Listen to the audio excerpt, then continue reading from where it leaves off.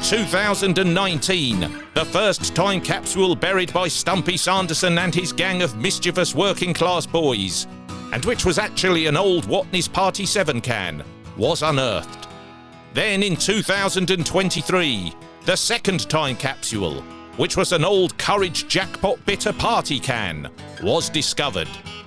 And now, Whistling 5 Anarchic Productions, in conjunction with the 1970s Cigarette Appreciation Club and Puffer Patterson's Benevolent Fund for Aging Thespians, proudly presents Series 2 of Stumpy Sanderson's 1970s stories, and the 22 stories found in that second time capsule.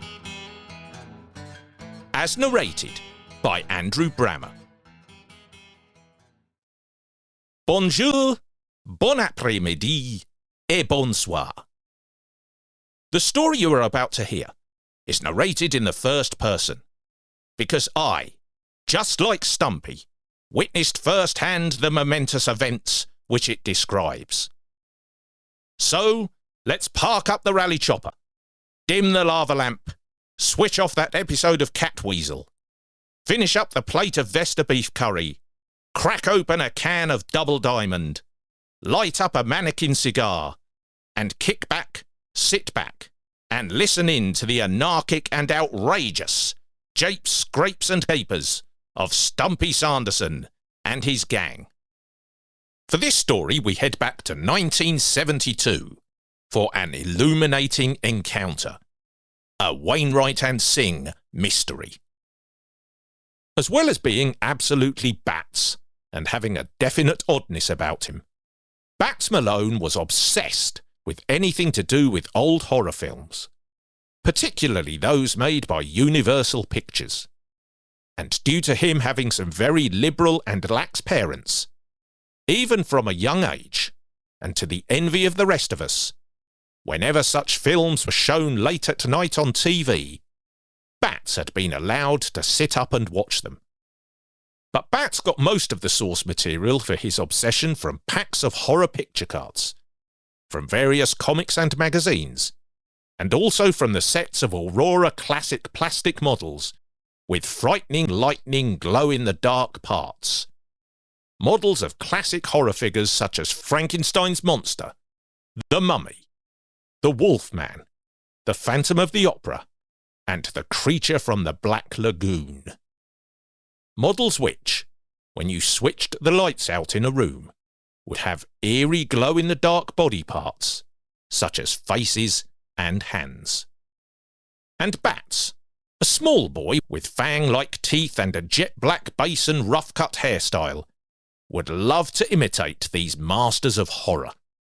He would hang upside down on the gymnasium bars and from trees as Dracula, jump out on unsuspecting kids and make loud growling noises, pretending he was the Wolfman, hold his breath underwater in the school outdoor swimming pool, and then leap up to terrify kids in his green swimming trunks as the creature from the Black Lagoon, and throttle boys in the playground, pretending he was the Mummy. But by far the strangest incident involving Bats occurred one day at school when he told us that, when he had looked out of his bedroom window the night before, he had seen a strange and terrifying creature running up the street, with its face and hands literally glowing a ghostly green in the dark. Now, of course, due to his vivid imagination, no one believed him at all, apart from Stumpy and me, who were as convinced as Bats was that such strange creatures of the night existed. When news of Bats' sightings got around, general ridicule and snorts of derision and disbelief were meted out by others. But this scorn quickly quietened over the next few weeks, when others began telling of seeing the same ghoulish apparition, and reports soon raced around the school like wildfire. Many recounted sightings of spotting this creature with luminous hands and a luminous face, dressed in dark clothing, running across the park and down streets. 2 people even saying that, being unable to sleep with terror one night, they had looked out of their bedroom window and had spotted the phantasm running across the top of Blow's Downs. As the ghostly realization began to dawn on the skeptics, Bat simply shrugged and said, "I told you all so." And so, the legend was born. And over the next nights and weeks, sightings grew ever more common. And by now, the creature had been given the name the Illuminated Fiend. Reports of sightings even reached the news desk of the Dunstable Gazette, and some mothers took to warning their disobedient children that, unless they started behaving, the Illuminated Fiend would come for them. What was this creature? Who was this ghoul? Fear and panic started growing so much due to the widespread sightings, which were growing ever more numerous, that one weekend a mob of older kids set out with lanterns, pitchforks, and flaming torches to try to find the creature, visiting the places it had been espied.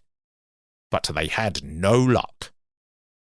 Now, it was at this point that Simon Wainwright and Vikram Singh, a couple of 9-year-old pipe-smoking and deerstalker-wearing nosy Parkers, and who in later years were to form the highly successful private detective agency, Wainwright and Singh, started taking an intense interest in the case, methodically and diligently interviewing everybody who had witnessed the creature.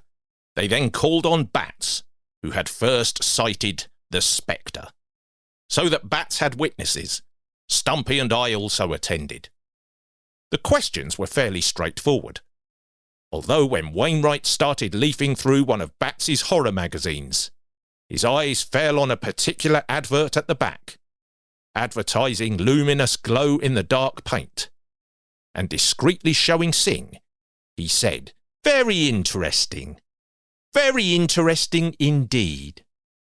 Now, during this time, Bats had started mysteriously having to quite regularly go home from school, frequently developing an upset stomach, and feeling generally unwell.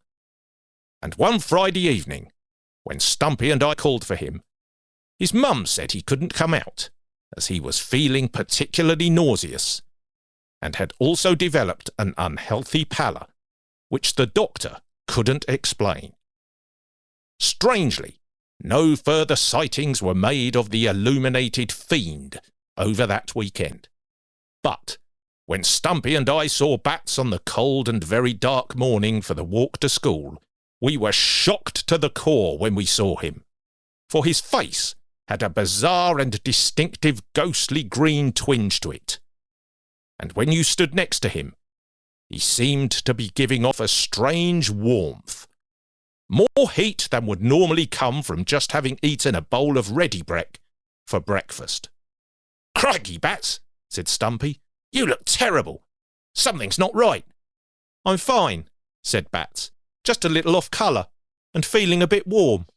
We thought little more of this until we arrived at school, and were all sitting in class waiting for our teacher to arrive for registration, when a fair few others began commenting on Bats's strange appearance. Stumpy and I tried to get them to back off, but when someone said, "Are your hands cold, Bats? Why don't you take your gloves off?"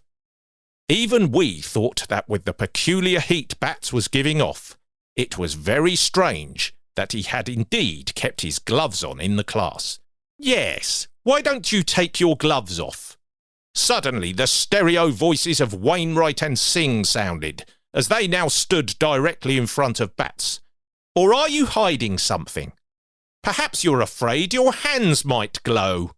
And with that, Wainwright, in a flash, grabbed hold of both of Bats's hands and with one dual swipe pulled his gloves off, revealing the shocking sight of flesh that was the same colour as the green colour of his face. As we all gasped, Singh signalled, and Dewdrop Dawson, suddenly getting up from his desk, leapt the short distance to the light switches, cutting the lights in the classroom at exactly the same time as two other boys, who we hadn't noticed, yanked and pulled the blinds down. As the room plunged into darkness, people loudly exclaimed and yelled, "What the heck? Where have the lights gone?" And as a couple of the girls gave blood-curdling screams, we all, to our startled horror, saw Bats's face and hands glowing like macabre components from a grotesque human watch dial. Reading Wainwright and Singh's case notes some weeks later, we learned that, following up with a hunch on the lead they had seen in that magazine advert when they were interviewing Bats, the two busybodies had visited the local toy shop and discovered from the owner that he did indeed stock luminous paint, but that his stocks had been completely depleted by a small boy who seemed addicted to the stuff and who kept coming in to buy up all his supplies. Wainwright and Singh, through reason and deduction, had therefore deduced that Bats was their prime suspect, and from that moment his unmasking as the Illuminated Fiend was only a matter of time. As for Bats, he confessed all, and also revealed that he had indeed become addicted to the highly toxic paint, applying even greater amounts to his face and hands, and at some point even drinking it. And even after he was weaned off it, he still bore a ghostly green pallor, and had bouts of sickness and dizziness for many months after. The most mysterious aspect, though, of the whole baffling case was that the very next winter, long after Bats had been exposed and had definitely stopped buying and using the toxic paint, word reached our school that the Illuminated Fiend had been sighted on numerous occasions over on the other side of town. So, one night, Stumpy, Bats and I headed over there with Wainwright and Singh.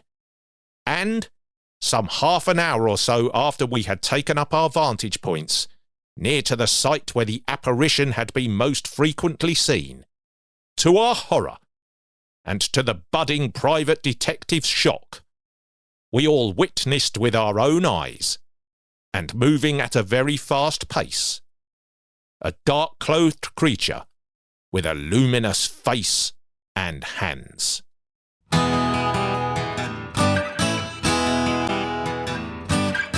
Thank you for listening to this episode of Stumpy Sanderson's 1970s Stories. And please don't forget to check out the other stories from Series 2 and Series 1. You can also follow Stumpy Sanderson's 1970s Stories on Facebook, where you can keep up to date with all the news about live shows and other Stumpy events. There's also the website, www.stumpysanderson.co.uk, and the Stumpy Sanderson's 1970s Stories YouTube channel. And you can get in touch with me at andrew@stumpysanderson.co.uk. Until the next story, au revoir et bonne nuit. And keep grooving. Yeah. This podcast has been recorded using a DIY punk rock philosophy. Yeah.